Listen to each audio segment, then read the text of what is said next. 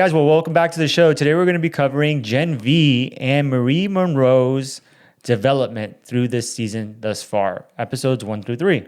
Exactly, yeah. And let's start with 1, because it was an interesting episode, kind of like seeing how she escaped the prison. Yeah, exactly. I thought it was kind of interesting how she escaped and didn't go back for anyone else, actually.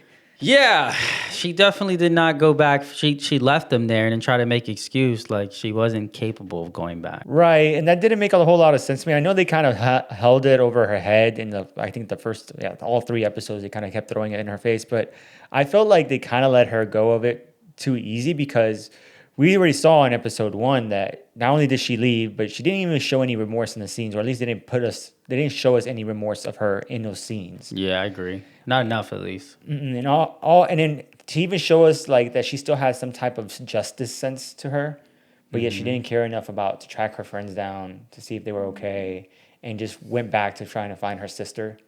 Yeah, she was really just trying to run away and like live her own life. She was like, all right, well, my friends are locked in prison. I'm just going to move on. But maybe the whole experience scared her too, like to the point where she just had like this major anxiety inside and she didn't want to go back. I don't know. Yeah, I don't know. I just don't think it was written very well, honestly, by the producers of the show or the writers, because they didn't give us any real reason why she didn't go back or even plan to go back. Mm-hmm. And in a way, it made her look kind of selfish because she just cared about, again, her sister and how she was perceived in her sister's eyes. Yeah. Trying to right her wrong. Yeah, I agree. It was kind of like an emotional roller coaster, which another strange emotion that I noticed too in this episode was when she kind of beat those guys up. They were like picking on the Starlighters. Yeah, exactly. Which was funny because one of them, he was like, this is Homelander country. You hear when he said that? He did. I was like, wow, that was funny. But after she was done like blood manipulating them, she was blood bending them. Right. Which I think that whole scene was to showcase her blood manipulating abilities to us again, just because it's very important later on, according to Cypher. But, after she was done beating them, she kind of smirked and got happy almost, like excited. Yeah, and that's kind of what I was alluding to earlier was that, like, she still has, like, this justice kind of persona in her. Yeah. She wants to do good, and she likes to do good, yeah. She wants to be a superhero, right? Like, she still likes that idea or that idealization of a superhero in that world, even though we know all of them are corrupted. Yeah, the Guardians of Godolkin thing they got going on. But yeah, I mean, her character is kind of complicated in this episode. You're right. She goes from like, I'm scared, I don't want to go back, to I want to help people, I still want to be a hero. Which they could have wrote that better because like she ended up on social media. And then like now everyone knows where she is. Yeah, it was a dumb way for her to blow her cover anyways. Like, yeah. I get that she wanted to help people, but it's like, help your friends, bro. Exactly. You helping strangers? Help your friends. And it was such a small reason to even start that fight. She was just like, hey, leave them alone. Yeah. It wasn't like a candy bar. That's what it was. It wasn't like they were getting beat up or like they were getting freaking choked out or anything like that. They were just being told some words. She's like, stop bullying them. Yeah, I gotta agree. It was pretty cheesy. But I mean, the fighting scene, I guess the small scene, because they didn't really fight back. They didn't really put up any fight at all. Well, they did punch her pretty hard, which made me think one of them was a soup. Possibly. I mean, she did like throw them across. So I guess they had to be a soup to survive that. Exactly, yeah. But, overall, it was pretty cool the way she used her abilities. But, like I said, like she's got to use other people's blood, like to make the most out of it. Like, using her own blood, cutting herself all the time. Come on. Yeah, it's very weak. All right. If you want to bend blood at home too, please drop a sub and some comments and hit that bell. Let's go. Get it. And the last major moment I noticed in this episode is kind of like when Starlight showed up, right? And she's like, oh, I saw you online, so I knew your location, which is very stalkerish. And she mentioned that she was working with a team. And Marie's like, well, who are they? She's like, well, I can't tell you like who the team is. It's like, you're trusting this girl to go back to the school, figure out what Odessa is, which is clearly her, but you don't want to tell her who you're working with, like the squad, like try to convince her a little more to get the job done. Yeah, again, I felt like a little bit lazy writing. Yeah, that was definitely lazy. Like, oh, we can't tell you. We can't tell you who it is. Unless it's like Maeve, and maybe that's why they didn't want to give it out because Maeve's like was been undercover this whole time still again.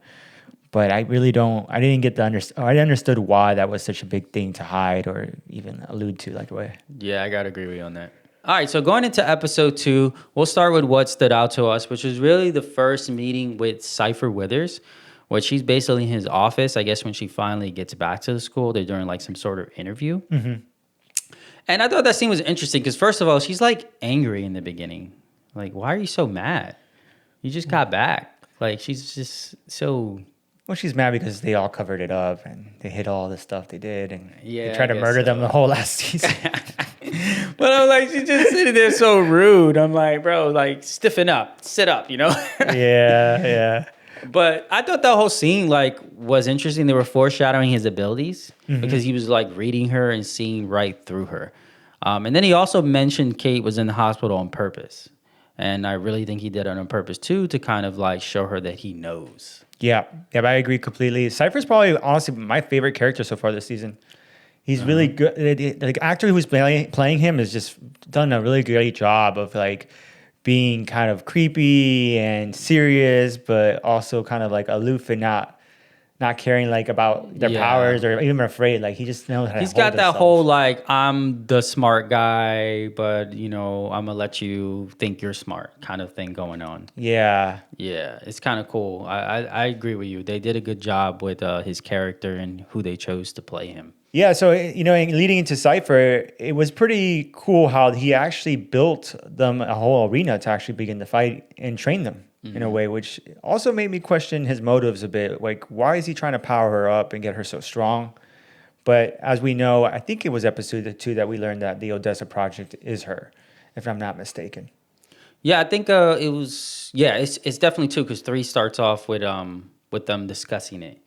So yeah, and he turned the whole diversity and equity center into the fight stage. I didn't I catch thought that. that was funny. I was like, wow, they do a lot of plays on like today's modern world things going on. Yeah.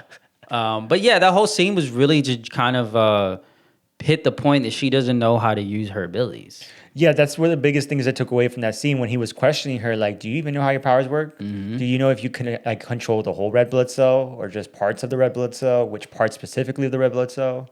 And she's like, I have no clue. He's like, wow, you guys don't know anything. It's like, I don't know. I was surprised. Like this whole time you have powers, you never experimented with them to know how to use them properly. Well, he said Jordan switches his sex by clenching his butthole. I was like, what? That was so funny.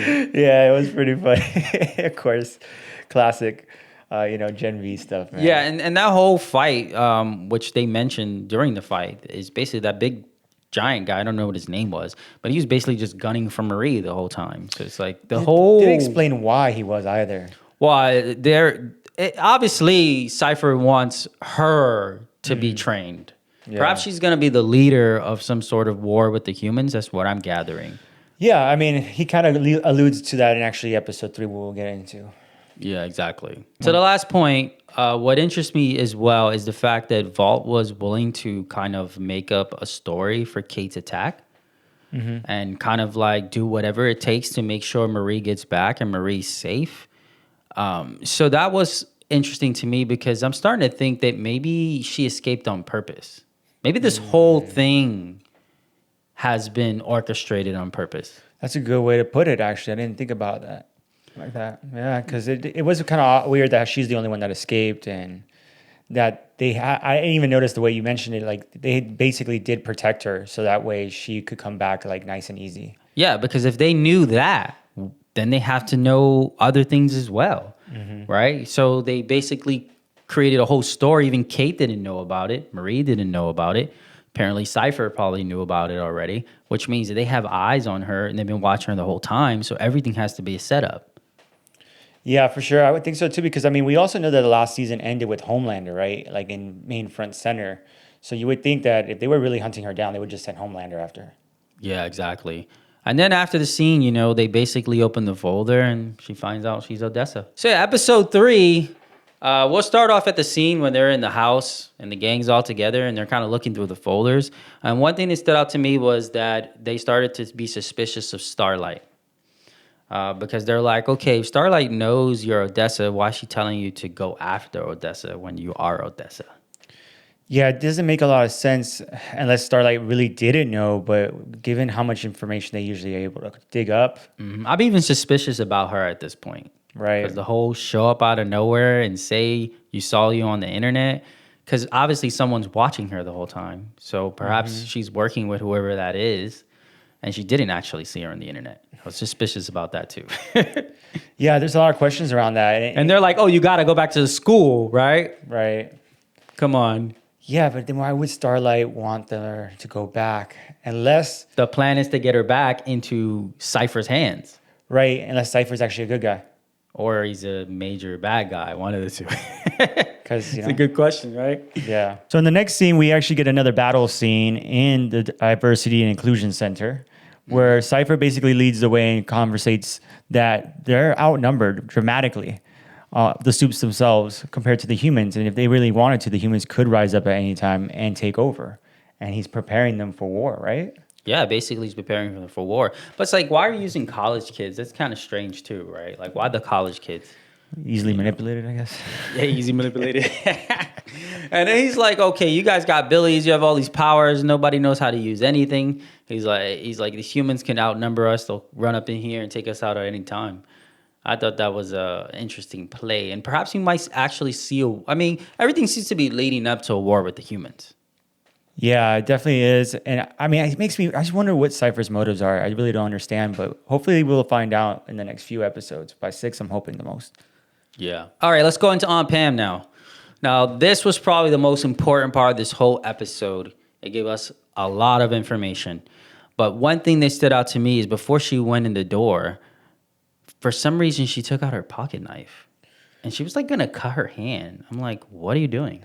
What are you going to knock down the door with blood? Or like, just ring the bell. Yeah, that was an awkward scene to me too. I wasn't sure if that was just like her like reflecting back on what Cypher said earlier about her like using her own blood too much. Yeah. Or maybe that she was going to attack her aunt if she didn't comply. I don't know. It was weird. Why did they put that scene in there? It doesn't make any sense. Yeah, that's definitely true. And then, she gets inside the house. She's talking to her aunt. She realizes her aunt is kind of being sketchy and, just really hiding things. I mean, her aunt was sketchy the whole time, I felt like. She was. Well, I think what it was that her aunt's afraid of her. Yeah. Yeah, absolutely. She's afraid of her, it seems like. Which makes me think that her aunt might know more than what she's alluding to, right? Because if she's some sort of weapon her aunt knows, this is the reason why she's probably calling her a monster and trying to keep her sister away.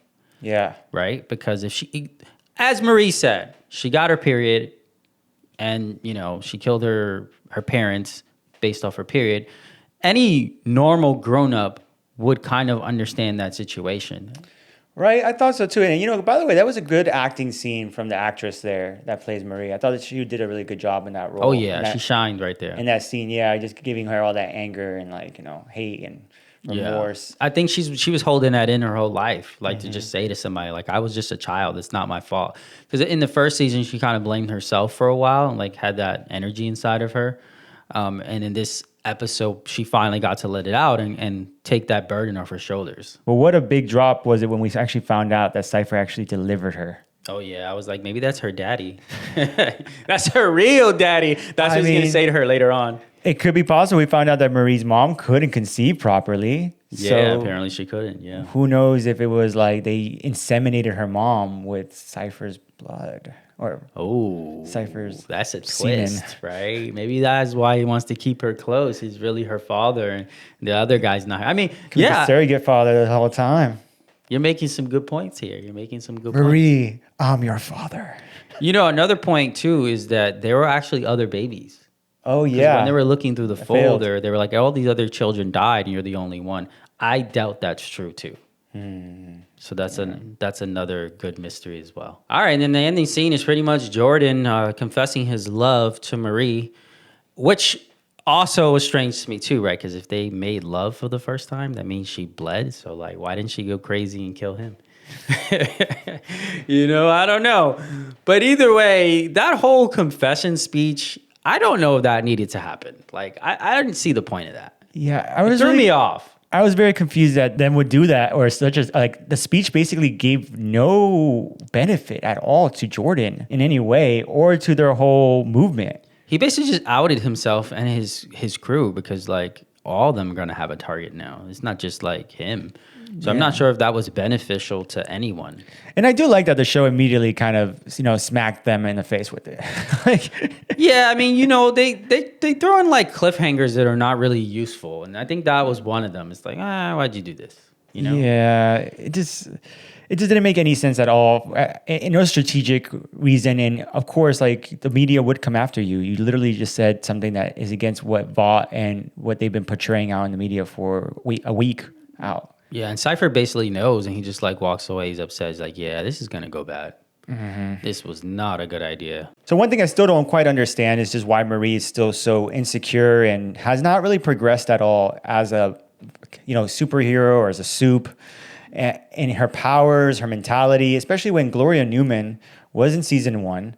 They're in the same universe as Gloria Newman, knows that she was like a super powerful soup, became the president at one point. Yeah. Right? And then got taken out. And before all that happened, Gloria met Marie and was like, hey, like, I never met nobody else like me. You don't even know your potential. Yeah, that's true. She did. And perhaps, I was thinking that maybe Gloria and her are connected with the whole Odessa project. Actually, that's a very true case because Gloria was also a orphan. Oh, okay. So she was an orphan. That makes sense. Okay. Yeah, because I was thinking, I was like, maybe there's some sort of connection there. But you're right. Like, Marie's still on the first level. However, I don't entirely agree with you that she hasn't gotten better. I feel like we've seen her do a little cool things, but still cutting herself is kind of amateur. Yeah, for sure. Like pull some blood out of some other people, or make them into your puppets or whatever.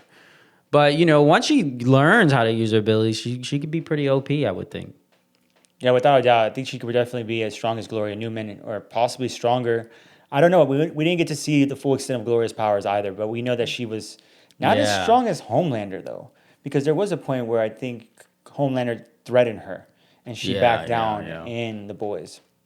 Yeah, but I mean, Homelander has speed at the end of the day, and, I don't know how fast he can pop a head off, but he's pretty fast, so that could be a problem, But yeah, the main character is still pretty immature, still pretty childish. Yeah, has a lot of growing to do. She just lost her virginity, which is in college, which is also very strange. Already falling in love with the first girl she lost it to.